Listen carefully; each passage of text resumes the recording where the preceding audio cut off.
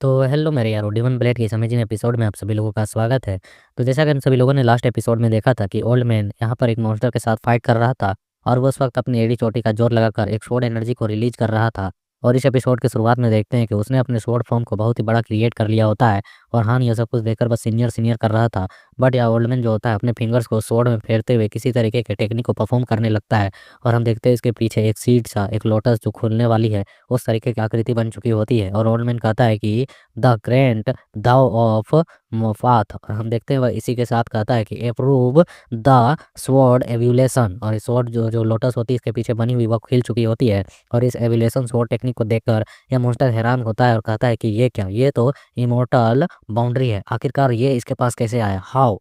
और हम देखते हैं ओल्ड मैन कांग कहता है कि जो स्वॉर्ड का बीज है वह एक लोटस फ्लावर को प्रकट करती है। आगे चलकर जो तलवार के मार्शल आर्ट में अपनी एक ऊंचाई को प्राप्त कर लेता है उसे यह लोटस प्राप्त होती है। हालांकि इस सीड को नॉर्मली कल्टीवेट कर खोला जा सकता है, ओपन किया जा सकता है, लेकिन जिसे भी यह सीड मालूम प्राप्त हो जाती है वह अपनी लाइफ एनर्जी का भी इस्तेमाल कर इसे ब्लूम करवा सकता है, इसे ओपन करवा सकता है। ये सुनकर यहाँ पर जो हान है वह हैरान हो चुका होता है, कहता है क्या सीनियर यहाँ पर लाइफ एनर्जी का इस्तेमाल करने वाले हैं इस लोटस को, इस टेक्निक को परफॉर्म करने के लिए। और वही जो सीड है वह हान को भी मिली है, लेकिन वह उसे ग्रो नहीं कर सकता है अभी फिलहाल, और वोल्डमैन भी नहीं कर पाया है। बट यहाँ पर यह लाइफ एनर्जी का इस्तेमाल करते हुए ज़बरदस्ती अपनी पावर को बढ़ाकर अपनी स्वॉर्ड के साथ आगे की ओर एक जोरदार हमला कर देता है। और हम देखते हैं वह लोटस का ब्लूम जो होता है वह जैसे ही वहाँ पर फटता है तो उसी के साथ इस मॉन्स्टर का यहाँ पर बॉडी जो होता है हम देखते हैं कि धमाके में उड़ने जैसा कुछ लग रहा होता है। और इतनी एनर्जी, इतनी रोशनी निकलती है कि हान को भी दिक्कत होती है। और जब थोड़ी देर के बाद सब कुछ छँटता है, तो यहाँ पर हान ये सब कुछ सामने के सीन को देखकर हैरान होता है, कहता है सीनियर। और उसे दिखाया जाता है कि उसके सामने जो ओल्ड मैन का स्वॉर्ड है, बस वो छलांग लगा रहा है और सामने सब कुछ यहाँ पर डिस्ट्रॉय हो चुका है, मिट चुका है, हट चुका है। और वह स्वॉर्ड वहीं पर बर्फ में गिरकर धँस जाती है। और यहाँ पर राइटर कहता है कि उस दिन जू हान को एहसास हुआ कि वह तलवार जिसे वह अपने जीवन में कभी भी नहीं भूल पाएगा, उस टेक्निक को और उस आखिरी सीन को। उसके बाद हमें 1 महीने के बाद सीन दिखाया जाता है, जहाँ पर इस प्रिंसिपल को देखते हैं जो छतरी लेकर जुआन के साथ इंतज़ार कर रहा होता है इनका आने का। और जो हान होता है वह धीरे-धीरे चलते हुए आ रहा होता है और उसे देखकर प्रिंसिपल कहता है, "आखिरकार तुम वापस आ ही गए, है ना?" और हम हान को देखते हैं जो पूरी तरह से उदास, निराश, हताश होता है और वह अपने पास से उस मॉन्स्टर के हैंड को निकालता है और कहता है कि आखिरकार अब इस हैंड का क्या सेंस बनता है, इसका क्या ही महत्व हुआ अब मेरे लिए। तो हम देखते हैं यह सुनकर यह जो प्रिंसिपल है वह समझ चुका होता है सारी बातों को और वह कहता है कि यह तुम्हारे आने वाले भविष्य की पाथ की एक की है, जो तुम्हारे लिए एक सीढ़ी बनेगी, जो तुम्हें हेवन तक लेकर जाएगी, या फिर एक जंजीर भी जो आपको और भी ज़्यादा खाई में धकेल सकती है। हम देखते हैं हान कहता है कि आखिरकार सीनियर के बारे में क्या है? वह आखिरकार किस तरीके के व्यक्ति थे जो उन्होंने इस तरीके का कार्य मेरे लिए करने को डिसाइड किया, चूज़ किया। और हम देखते हैं यहाँ पर इन्हें जो प्रिंसिपल होता है वह बर्फीलों के बीच में ओल्ड मैन खान दिख रहा होता है, इमेजिन। और वह कहता है कि वह एक इस तरीके का निर्मल इंसान था जो बर्फ में लिपटे हुए चिड़चिड़े पेड़ की तरह था और अतीत के विद्रोही एक ट्रू सेज की तरह जो कि हमेशा शांत रहने की कोशिश करते और सारी समस्याओं को सॉल्व करते थे मन ही मन। और फिर हमारा जो सीन होता है वह यहाँ पर कुछ वर्षों के बाद का दिखाया जाता है और हम देखते हैं एक जगह को जिसका नाम होता है निंग काउंटी। और हम देखते हैं वहाँ काउंटी में कुछ लोगों की आपस में बातें चल रही होती है और एक बंदा कह रहा होता है कि मार्किस आपको बहुत बहुत बधाई हो, आखिरकार लिंगलोंग पवेलियन में आपकी बेटी को अब एंट्री मिल ही चुकी है, मुझे आशा है कि वह पढ़ाई कर जल्द ही वापस लौटेगी। दूसरा बंदा कह रहा होता है उस समय हमारे पास इस ग्रेट झाऊ में एक अर्थ इमोर्टल रियलम की पावर भी रहेगी। और हम देखते हैं सब कुछ सुनकर यह जो मार्किस होता है वह काफ़ी दिन का शुक्रगुजार कर रहा होता है और कहता है ये सब कुछ आप ही लोग के बदौलत है, आपका धन्यवाद धन्यवाद। और इसका नाम बताया जाता है यह चेंग ताई है और यह निंग काउंटी का मार्किस है। और वैसे मार्किस के बारे में बता दो, एक तरह से समझ सकते हो एक डिस्ट्रिक्ट का लॉर्ड, किसी स्टेट का कई सारे डिस्ट्रिक्ट होते हैं, उन डिस्ट्रिक्ट में से किसी एक डिस्ट्रिक्ट का लॉर्ड। और हम देखते हैं फिर वह बंदे वहाँ से जाने लगते हैं तो यहाँ पर यह जो मार्किस है चेंग ताई वह कह रहा होता है अपने वाइफ से कि डियर तुमने बहुत कड़ी मेहनत की है उसके लिए धन्यवाद। तो ये सुन उसकी वाइफ कहती है कि नहीं, यह सब कुछ होंग सियाओ की किस्मत पर डिपेंड करता है, वह काफ़ी लकी है जो उसे यहाँ पर बिना कुछ ज़्यादा मेहनत किए यह सब कुछ प्राप्त हो जा रहा है।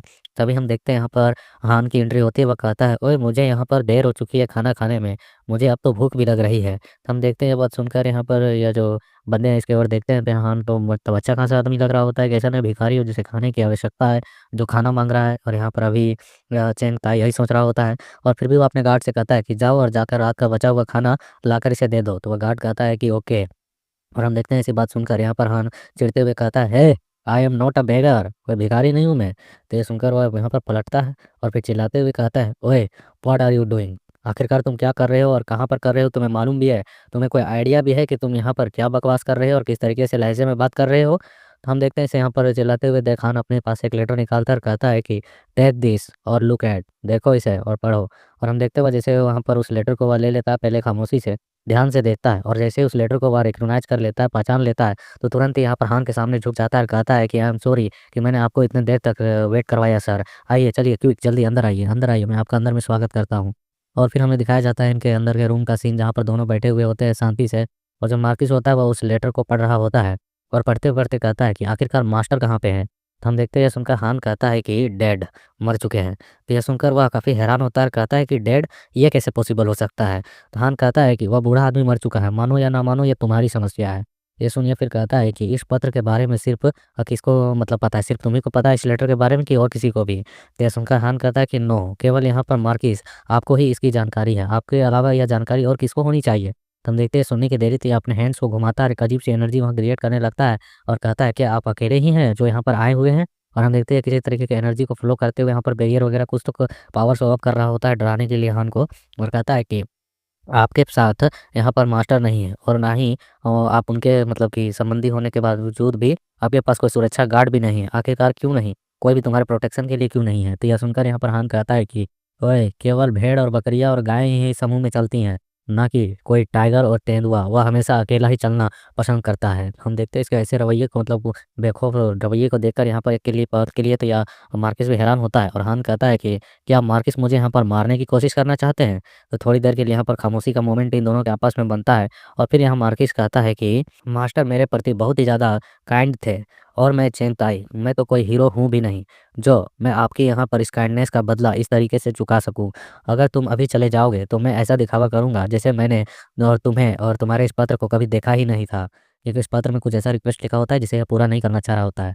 ये सुन हान हंसते हुए कहता है कि अगर मैं यहाँ से नहीं जाऊँ तो क्या होगा? हम देखते हैं ऐसा करते हुए देख यह तुरंत ही अपने फायर एनर्जी को रिलीज़ करते हुए कहता है कि क्या तुम सचमुच में लगता है कि मैं तुम्हें यहाँ पर नहीं मार सकता हूँ? तुम्हें इतनी हिम्मत? और हम देखते हुए अपने हैंड को बढ़ा पाता हान तक अटैक करने के लिए। तभी वहाँ पर आयन तक आवाज़ आती है कि फादर, फादर।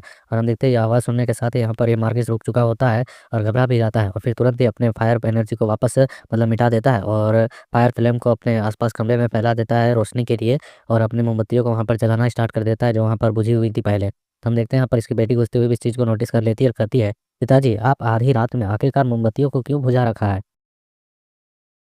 तो हम देखते हैं सुनकर ये हँसते हुए कहता है कि नहीं, नहीं बेटी, ऐसी बात नहीं है, वो रात में थोड़ी ठंडी हवाएँ चल रही है ना, तो उसकी वजह से यह बुझ चुकी थी। तो ये सुनकर कहती है, अच्छा आखिरकार ये कौन है? तो हान देखते हैं मौके में चौंका मारते हुए खड़े होकर कहता है कि हेलो मिस, मैं जू हान हूँ। मैं आपसे यहाँ पर मिल लिया, यह मेरे लिए काफ़ी अच्छी बात है। वैसे मैं बता देना चाहता हूँ, मैं नया एस्कॉर्ट मैन हूँ, मतलब कि एक व्यक्ति को दूसरे व्यक्ति तक पहुँचा मतलब इस जगह से उस जगह तक ले जाने के लिए एक एस्कॉर्ट की आवश्यकता पड़ती है ना, गार्ड के तौर पर। और मैं आपसे मिस आपको लिंगलोंग पवेलियन तक ले जाने की ज़िम्मेदारी लूँगा। और तब देखते हैं सुनकर वो कहती, ओहो! तो तुम एक गार्ड हो, अनुरक्षक हो। और हान कहता है कि मैं यहाँ पर मार्किस के पूर्व फ्रेंड के सिफ़ारिश पर लाया गया हूँ और मार्किस ने इसकी मंजूरी मुझे दे दी है। शायद इस पत्र की समीक्षा करनी थोड़ी-सी बची है कि इसकी जानकारी और भी थोड़ी मिलानी बाकी है, लेकिन यह कन्फर्म है कि मुझे यहाँ इजाज़त मिल चुकी है। ये सुन मार्किस कहता है कि उसकी कोई ज़रूरत नहीं है। तो हम देखते हैं बेटी पहले खामोश होती है, कुछ सोचती है कि इन दोनों के आपस में बन नहीं रही है, क्या सिचुएशन है यहाँ पे? फिर वह कहती है कि यदि ऐसा है तो मैं आपकी देखभाल में रहूँगी, ठीक है ना? तो हान कहता है, हाँ, ज़रूर, क्यों नहीं राजकुमारी। और फिर हम देखते हैं यासुन यहाँ पर मार्किस कहता है कि होंग, सियाओ, वापस जाओ और आराम करो। तो यह कहती है कि हाँ फादर, और यह कहकर वह अपने उस कमरे से बाहर निकल जाती है, और फिर हम मार्किस को देखते हैं जो गुस्से में पलटकर मतलब इतनी दाँत पीसते हुए देखते हुए कहता है कि, "ओए बच्चे, क्या तुम्हें सचमुच में लगता है कि ये चेंगताई को धमकाना इतना आसान है? इतनी आसानी से तुम यहाँ पर अपना काम मनवा सकते हो?" तो यहाँ पर हान भी उसे घूरते हुए देखकर कहता है कि मार्किस, क्या तुम्हें सचमुच में लगता है तुम्हारी बेटी का यह जो सफ़र है, यह इतना आसान होने वाला है? तुम्हारी बेटी इतनी आसानी से लिंगलोंग पवेलियन पहुँच जाएगी, वहाँ पर एंट्री ले लेगी, और इसके इन्हीं डिस्कशनों के साथ यहाँ पर ये छोटा-सा एपिसोड कंप्लीट होता है। So like, share, comment for next episode के लिए।